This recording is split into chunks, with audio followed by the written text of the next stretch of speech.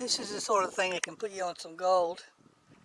It's an old boy's dig. The old timers found a bit of gold in his quartz.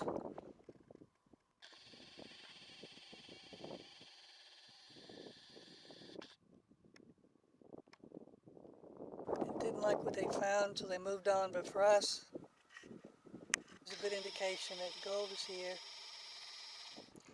If you find this sort of thing in a remote area, that's great. So unfortunately, this one is very close to the road. So there would have been other people had to go here. But it shows you there's gold in the area, which we know because we've done our research.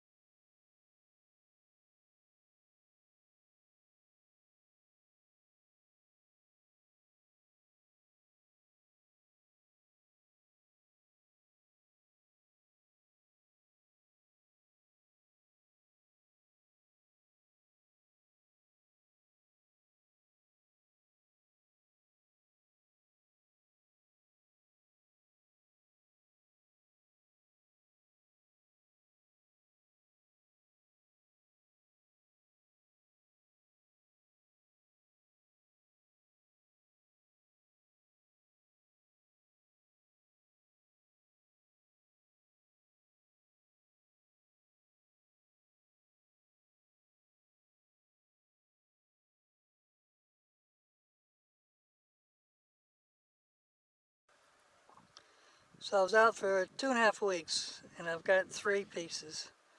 This one was the most exciting, really, because I got it off an ironstone reef. So spent several days there looking for some more, but couldn't find any. And these 2 bits, you can see, got off a ridge, but they're very smooth. So could have came from far away. So after a couple of weeks working new country, the rule is you always go back to the gold. If you can't find gold, you go back where gold's been found. So came back to the spot that I found last year. Let's have a look. It's coming up this creek, and it's basically laterite, ironstone, and the quartz came in just here. You can see the quartz, and this happened last year, right? So I was coming up this creek. Well, I saw this country and started getting pretty excited because this is perfect gold country, quartz, ironstone. Um, on this little ridge. So this is very,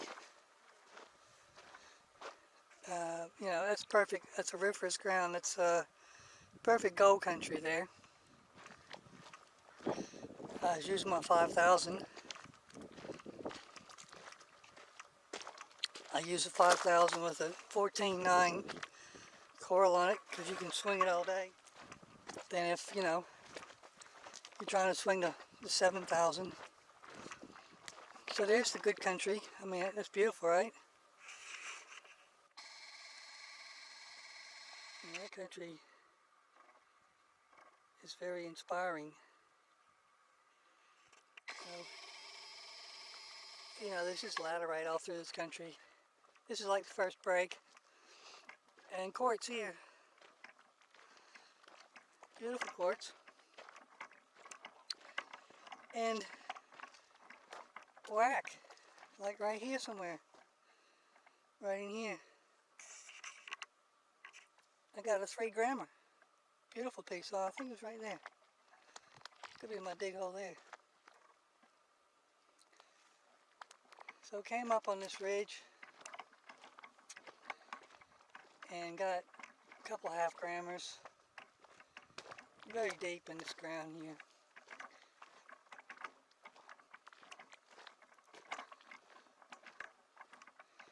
started walking around, and you know, they were very deep, but they were little bits. Around these trees, there's a couple of holes. I mean, like, now there's a bit of a hole there. It could be a dig hole. That could be a dig hole. Definitely around these trees here, there was a couple of holes.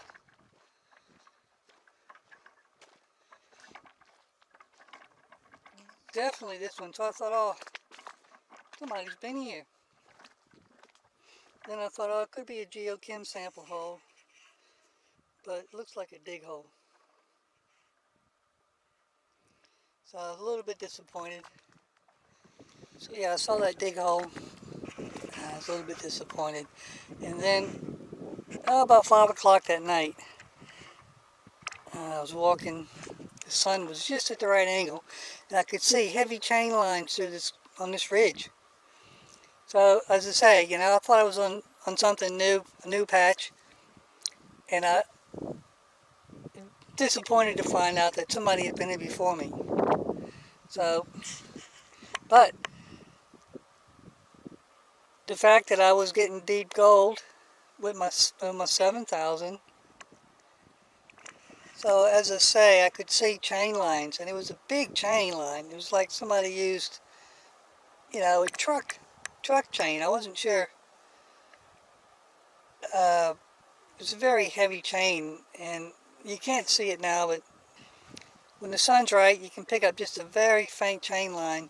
I reckon it's probably in the 90s, 80s, 90s, at least 20, 30 years ago. And then once I had an idea that this had been chained before, I could start seeing, you know, dig holes. I'd come back every few days, get a couple nuggets. So after 2.5 weeks, finding 3 little bits of gold, I came back to the spot, and I got a bit of a run here.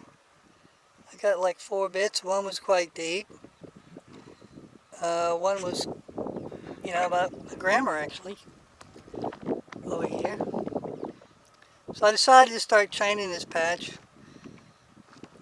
You know, there you can see the old dig holes very clearly here. You know, these trees, they've never been worked properly. I've got a chainsaw, and I'll just go through and cut these limbs off so I can get in between and around there. But there definitely is a run here, you can see. You can see the run.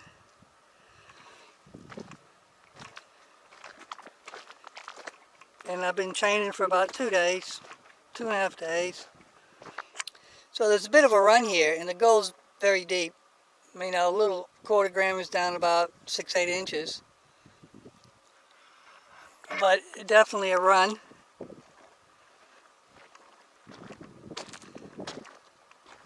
And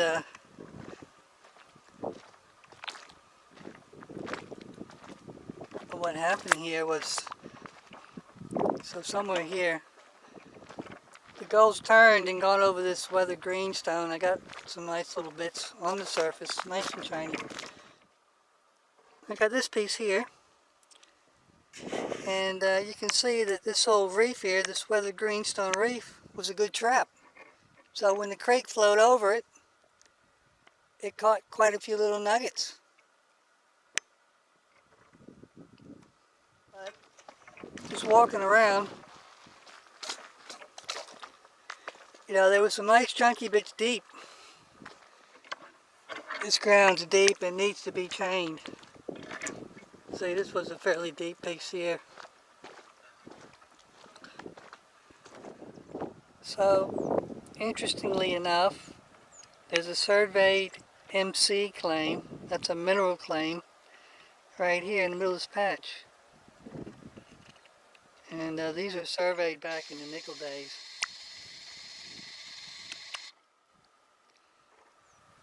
So this is what we've gotten after 2 days, 3 days of gritting. And we'll get into this deep ground here and move these trees.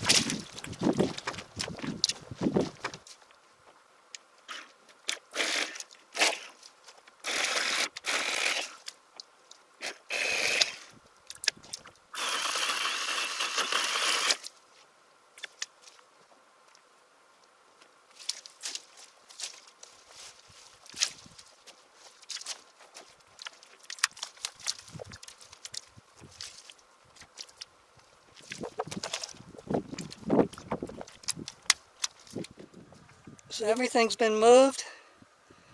All the trees have been made safe to walk around. All the big sticks have been picked up, logs, dead wood. And I'll just go slowly with the 7,000 now. And we'll see what's at depth.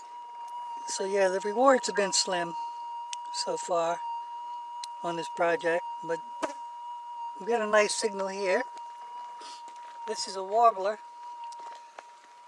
So let's see what's there.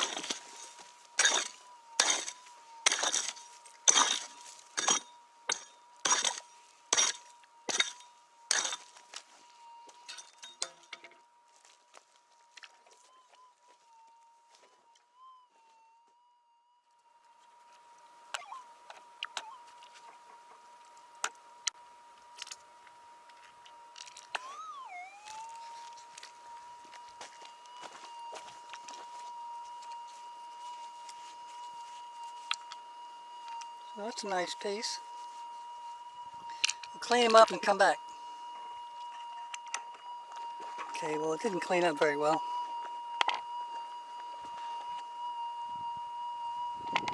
It needs a bit more work, but it's the best piece so far. And there's a bit more work here to do, so we'll come back when we finish. Okay, so that project's over now. Let's see what we got. 2.8 grams. Well, that's a bit disappointing. But had there been a big piece of gold in that area, it'd be on the scale now. So I can move on to the next project. So the run's been this way, coming down the hill. I've chained up the last 2 days. I've been getting some deep pieces of gold. This was a fairly deep piece here. A little flat piece on the bottom. So I'll move this tree. I'll move this tree here. And I got a nice 1 grammer.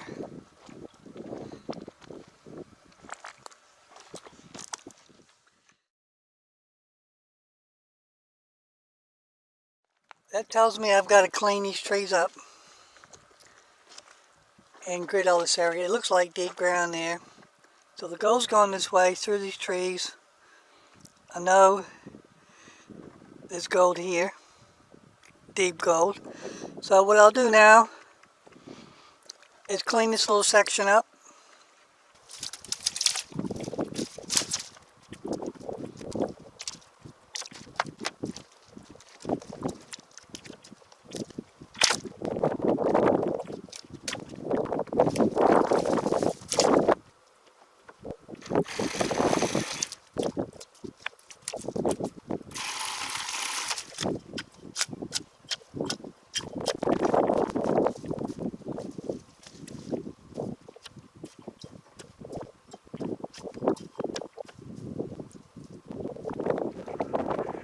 Okay, now this is something I wanted to show you.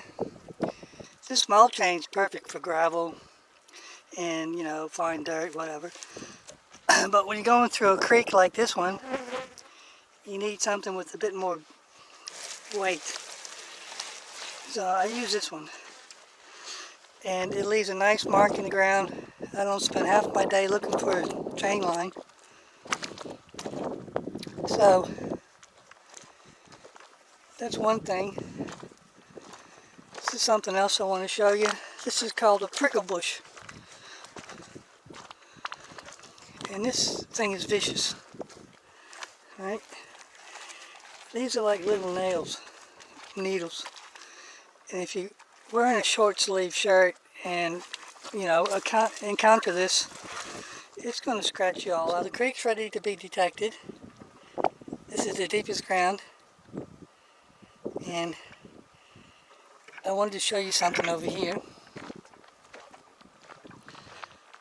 We talked about chains before, and you need a thick chain to grid this. This is very hard ground, so you need a thick chain. A chain that you can see where you've been. See, I can still see after 2-3 days, of course. I can still see my chain lines.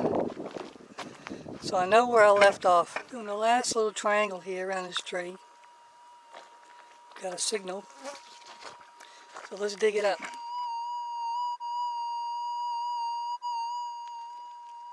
So let's see what it is.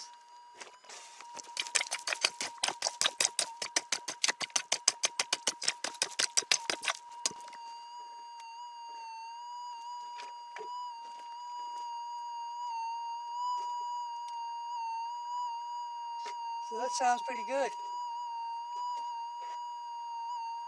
It's a deep signal.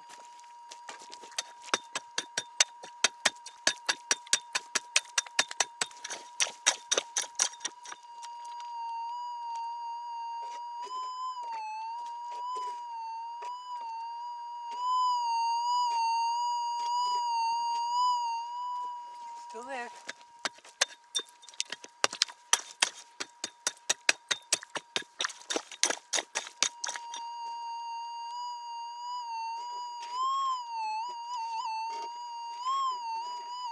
There she is.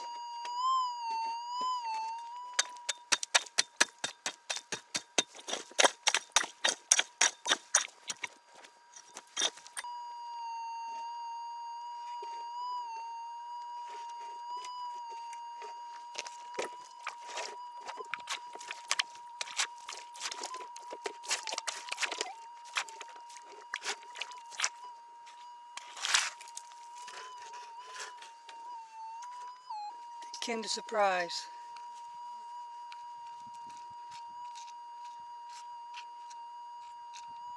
Is that it? Nope.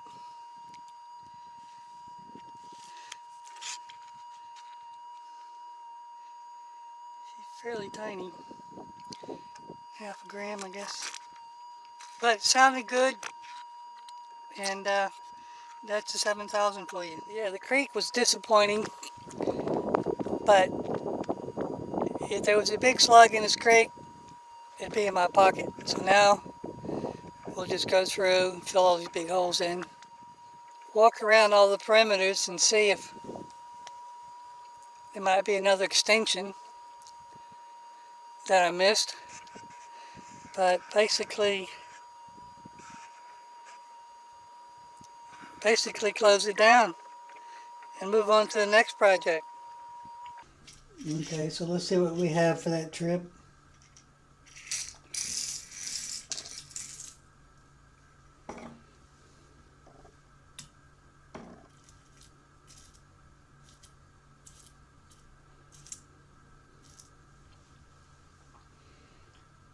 $23.1 grams, so yeah, it's pretty sparse.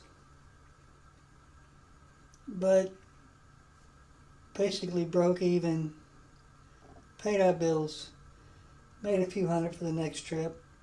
So it keeps us going.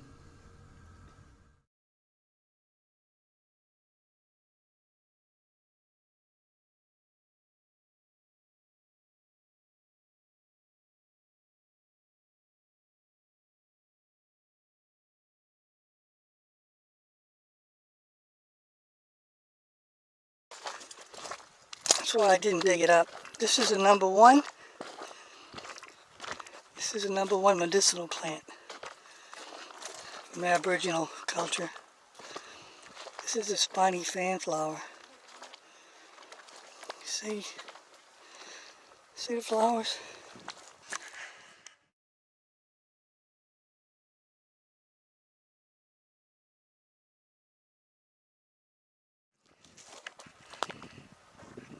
That's a fanflower. You see the spines on there? This plant cures cancer. And as I say, this was a premier medicinal plant for the Aborigines. And unfortunately,